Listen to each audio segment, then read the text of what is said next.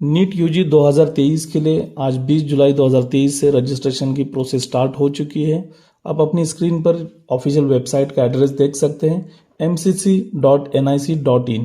इस official website से आप अपना नीट यूजी का जो रजिस्ट्रेशन प्रोसेस है एमसीसी द्वारा जो राउंड कंडक्ट होगा, ऑल इंडिया काउंसिलिंग भी इसे हम कहते हैं, तो इस ऑल इंडिया काउंसिलिंग की रजिस्ट्रेशन प्रोसेस 20 जुलाई से स्टार्ट हुई है। और आज की इस एपिसोड में हम देखेंगे कि फॉर्म किस तरह से आपने फिल करना है, रजिस्ट्रेशन की टोटल प्रोसेस क्या होगी, कौन सी गलतियां हैं जो आपने सावधानी बरतनी है। तो ये वेबसाइट पर जब आप ओपन करेंगे, इस लिंक से वेबसाइट को ओपन करेंगे तो यहाँ पर आप यूजी मेडिकल देख सकते हैं। यूजी मेडिकल पर आप क्लिक करना है और यूजी मेडिकल पर जैसे ही आप क्लिक करते हैं यहाँ पर बहुत सारी चीज़ें आपको दिखेगी, जिसमें notice for counselling, nursing programme है, इसी तरह के बाकी सब है। आप नीचे देख सकते हैं कि service schedule of UG counselling आप डाउनलोड कर सकते हैं कि किस डेट पर क्या होगा, चॉइस फिलिंग कब होगी, आपको रिजल्ट कब मिलेगा, रिपोर्टिंग कब करनी है। उसी तरह रिवाइज्ड यूजी का जो इन्फॉर्मेशन बुलेटिन है वो आप ज़रूर डाउनलोड करके पढ़ें, जिसमें सारे रूल्स और रेगुलेशन दिए गए हैं। ये जो काउंसलिंग है ये सिर्फ और सिर्फ MBBS और BDS के गवर्नमेंट कॉलेज और उसी तरह डीम्ड यूनिवर्सिटीज़ और सेंट्रल यूनिवर्सिटीज़ के लिए कंडक्ट की जा रही है।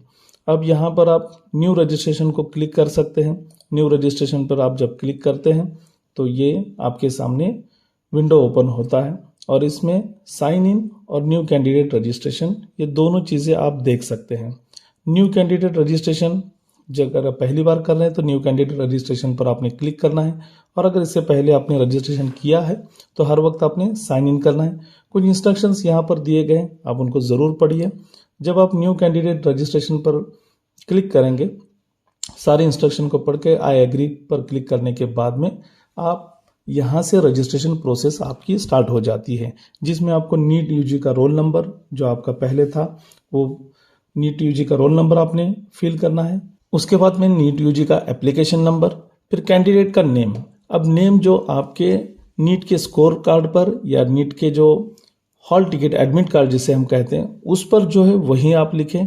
उसी तरह कैंडिडेट नेम, मदर नेम में भी जो आपके नीट के एडमिट कार्ड पर है या नीट यूजी रिजल्ट पर है उसको यहाँ पर लिखना है, डेट ऑफ बर्थ लिखना है और यहाँ पर कैप्चा आपने डालना है और सबमिट पर क्लिक करना है। जैसे आप सबमिट करते हैं तो यहाँ पर एक नया पेज, नेक्स्ट पेज ओपन हो जाता है, जिसमें ऑटोमेटिकली आपका नाम और जो आपने फिल किया वो आप देख सकते हैं। उसके बाद में मोबाइल नंबर और ईमेल एड्रेस आपको ने जब नीट के एप्लीकेशन के टाइम में फिल किया था वो registered mobile number, registered mail ID आपको यहाँ पर समझ में आ जाएगा, दिख जाएगा। अब आपने अपना पासवर्ड क्रिएट करना है। पासवर्ड अल्फ़ाबेटिक और न्यूमेरिक दोनों मिलाकर होता है, एक कैपिटल लेटर होना चाहिए और उसी तरह हैश, डॉलर वगैरह भी इस्तेमाल करना ज़रूरी है। तो पासवर्ड अच्छे से फिल कीजिए, पासवर्ड को दोबारा कंफर्म कीजिए। सिक्योरिटी पिन आपने यहाँ पर जो दिखाई गई है वो लिखनी है और सबमिट एंड नेक्स्ट पर क्लिक करना है। Do you wish to submit पर यस करते हैं तो देखिए यहाँ पर एक विंडो ओपन होता है और उस विंडो में आपने जो मोबाइल नंबर रजिस्टर किया था या फिर मेल आईडी, दोनों पर आप OTP लेकर इसको वेरीफाई कर सकते हैं। दोनों भी वेरीफाई कराने ज़रूरी यहाँ तो नहीं दिख रहे, आप सिर्फ OTP मोबाइल पर या फिर मेल आईडी पर लेकर वेरीफाई करा सकते हैं, लेकिन मैं आपको सजेस्ट करूँगा कि आप मेल आईडी को भी यहीं से वेरीफाई करें, क्योंकि बाद में भी आपको इसको वेरीफाई करना होता है और वेरीफाई करके फाइनल सबमिट कर दें। जैसे ही आप सबमिट करते हैं तो आपके सामने एक नया पेज खुल जाता है, जिसमें एक स्टेप आपकी कंप्लीट हो चुकी है, ऑथेंटिकेशन ऑफ फॉर्म। इसके बाद में एप्लीकेशन फॉर्म आपको कंप्लीट करना है, क्वालिफिकेशन डिटेल्स आपको फिल करने हैं, अप्लाई फॉर सेक्शन मतलब आप किस MBBS के लिए या BDS के लिए या एम्स के लिए या FMC के लिए किसके लिए अप्लाई करना चाहते हैं वो सिलेक्ट करना है, कॉन्टैक्ट डिटेल सेव करने। फाइनल सबमिट होने के बाद में फिर आप पेमेंट सेक्शन में जाएंगे।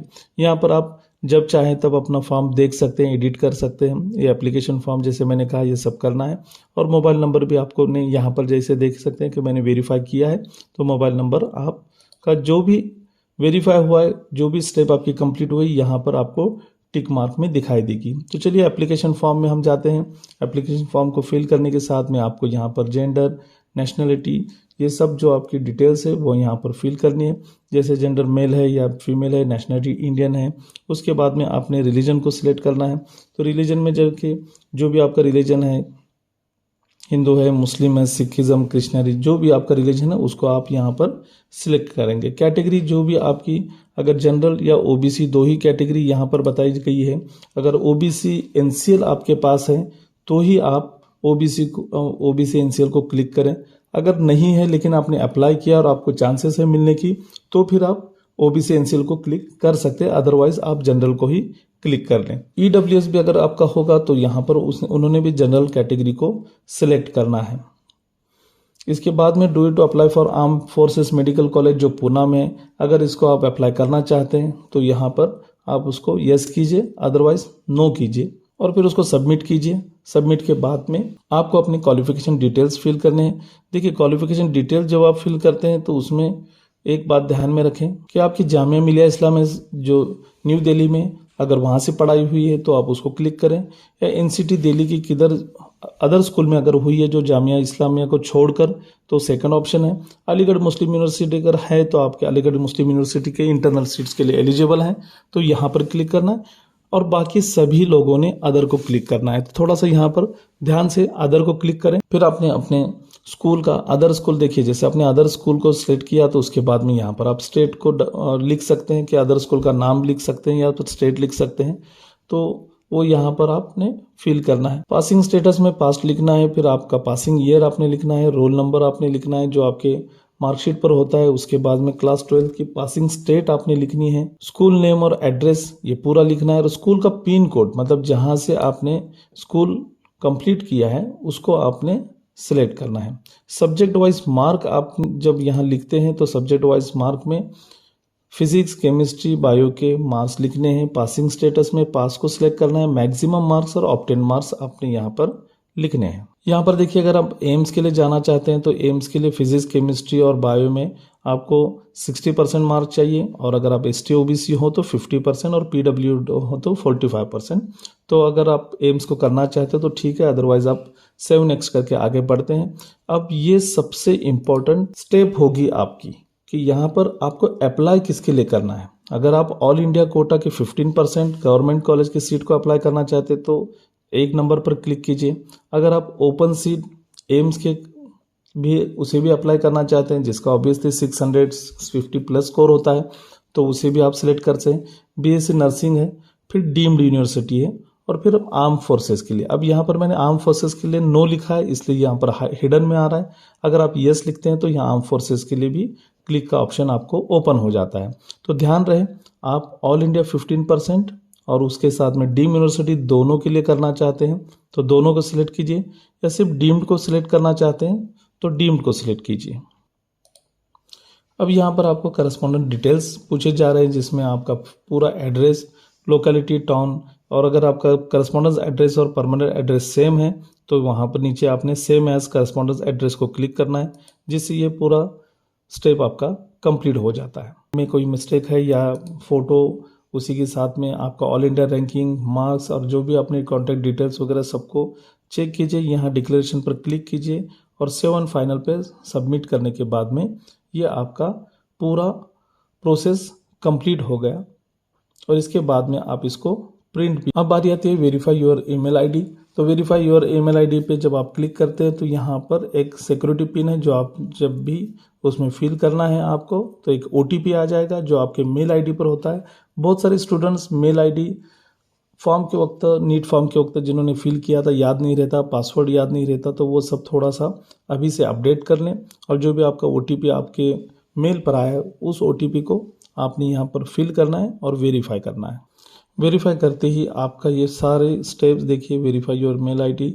अब मेल आईडी को अभी वेरीफाई कर सकते हैं या फिर बाद में भी आप चाहे तो इसको वेरीफाई कर सकते हैं, लेकिन अब फिलहाल हम जाएंगे पेमेंट ऑप्शन की तरफ। तो पेमेंट ऑप्शन पर जाने से पहले आपको finally submit, save on final submit को क्लिक करना होगा, और उसके बाद आप यहाँ पर देख सक रहे हैं, यहाँ पर लेफ्ट में आप देख सकते हैं कि बहुत सारे ऑप्शंस आपको आ रहे हैं। फाइनली सबमिट करने के बाद में, सेव ऑन फाइनल सबमिट करने के बाद में आप देख सकते हैं कि पे रजिस्ट्रेशन फी का कॉलम आपके लिए ओपन हो चुका है।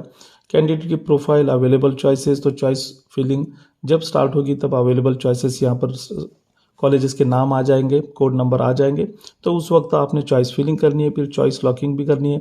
ध्यान रहे कि अगर चॉइस लॉकिंग आप नहीं भी करते लेकिन चॉइस फिलिंग करके छोड़ देते हैं तो ऑटोमेटिक लॉक हो जाता है, लेकिन मैं सजेस्ट करूँगा कि आप चॉइस को लॉक करें। Without registration fee payment choice filling is not allowed. ये ध्यान में रहे कि फीस जो आपने पे करनी है, जैसे आप पे रजिस्ट्रेशन पर जाते हैं तो रजिस्ट्रेशन का विंडो ये खुल जाता है। जैसे कि मैंने यहाँ पर सिर्फ और सिर्फ ऑल इंडिया काउंसिलिंग के लिए लिखा था, तो मुझे यहाँ पर 5,500 रुपये पेमेंट करना है। अगर मैं यहाँ पर डीम्ड को अगर सिलेक्ट करता तो मुझे 2,05,000 फीस को पे करना होता। ये 5,000 रुपये मेरा रिफंडेबल है, 500 रुपये नॉन रिफंडेबल है। उसी तरह डीम्ड के लिए 2 लाख रुपये रिफंडेबल और 5,000 रुपये नॉन रिफंडेबल। सिलेक्ट मोड में आप जाएंगे तो आप ऑनलाइन मोड को सिलेक्ट कर सकते हैं। उसी तरह आप क्रेडिट कार्ड या डेबिट कार्ड का भी यूज़ कर सकते हैं। ऑनलाइन पेमेंट को आप सिलेक्ट करके आगे बढ़ सकते हैं आई एग्री को क्लिक करके। यहाँ पर अगर जब ऑनलाइन पेमेंट सिलेक्ट करते हैं तो आपको कौन से बैंक से करना है वो भी आप यहाँ पर चूज़ कर सकते हैं। यहाँ पर 4 ऑप्शन दिए गए, किसी भी ऑप्शन से आप अपने डेबिट कार्ड, क्रेडिट कार्ड या नेट बैंकिंग से पेमेंट को करवा सकते हैं। मैंने डेबिट कार्ड को चूज़ किया है और उस हिसाब से मैं यहाँ पर अपने डिटेल्स फिल करके पेमेंट करने जा रहा हूँ। ध्यान रहे कि आपको चार्जेस, ट्रांजैक्शन चार्जेस भी लगेंगे। अगर आप क्रेडिट कार्ड और क्रेडिट कार्ड या डेबिट कार्ड को यूज़ कर रहे हैं तो फ्लैट एक 11 rupees plus GST applicable charges है। तो इसमें प्रॉब्लम कहाँ आता है कि जो लोग अपनी ATM या क्रेडिट कार्ड की लिमिट 2 लाख रुपये रखते हैं और अगर वो डीम के लिए अप्लाई करते हैं तो 11 रुपये भी ऊपर अगर ट्रांजैक्शन नहीं हो पाता, तो इसलिए अपने क्रेडिट और डेबिट कार्ड को 2,10,000 रुपये के आसपास सेट कीजिए, उसकी लिमिट को सेट कीजिए। तो यहाँ पर एक बार चेक कर लें कि आपने कंफर्मेशन दिया जाता है कि आपको कितना अमाउंट पे करना है। जबकि मुझे यहाँ पर ऑल इंडिया कोटा के साथ में डीम्ड करना है तो मुझे 2 लाख रुपए भी यहाँ पर आने चाहिए थे, लेकिन नहीं आए। इसका मतलब मैं डीम्ड को सिलेक्ट करना भूल गया। तो आप वापस जाकर बैक जाकर डीम्ड को सिलेक्ट कर सकते। फिलहाल ये देख लीजिए कि यहाँ पर आप कंफर्म करेंगे तो जैसे आप कंफर्म करते हैं तो आपका पेमेंट गेटवे शुरू हो जाता है। आपको OTP आ जाएगा और OTP आप जो रजिस्टर्ड मोबाइल पर है या जो नेट बैंकिंग करते हैं मेल ID के थ्रू, उस पर आपको OTP आ जाता है। उस OTP को यहाँ पर आपने फिल करना है और जैसे ट्रांजैक्शन फिर आपके अमाउंट डिडक्ट हो जाती है और ट्रांजैक्शन कंप्लीट हो जाता है। View download system generated letters में आप जाएंगे तो यहाँ पर जनरेटेड कैंडिडेट प्रोफाइल लेटर या दिखाई देता है, जिसको आप डाउनलोड कर सकते हैं राउंड नंबर 1 के लिए और उसकी प्रिंट निकालकर एक हार्ड कॉपी अपने पास रखिए और सॉफ्ट कॉपी सेव कीजिए। कुछ इंस्ट्रक्शंस भी आपको यहाँ पर पढ़ने मिलेंगे, तो वो इंस्ट्रक्शंस भी आप पूरी तरह से पढ़िए। तो इस तरह से आपने ऑल इंडिया कोटा का काउंसलिंग फॉर्म फिलअप करना है। जब भी हम स्टेट काउंसलिंग स्टार्ट होगी तो उसके बारे में भी अब हम जानकारी देंगे। आइडियल करियर सेंटर के इस यूट्यूब चैनल को आप सब्सक्राइब ज़रूर कीजिए। सब्सक्राइब करना न भूलें, बेल आइकॉन प्रेस करना न भूलें, ताकि हर एक अपडेट का वीडियो आपको मिल सके। चलिए, थैंक यू।